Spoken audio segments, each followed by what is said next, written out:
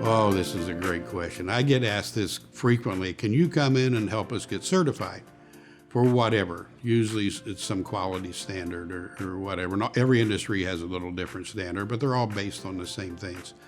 And I usually tell them, I'm not a certification house. I'd rather get you compliant. Compliance is what's important. Your customer really don't care if you're certified. They just want to know that every part you ship to me is of the highest quality it can possibly be. Customers have a tendency to rely on certification because that's the only thing we have. Compliance is what's important.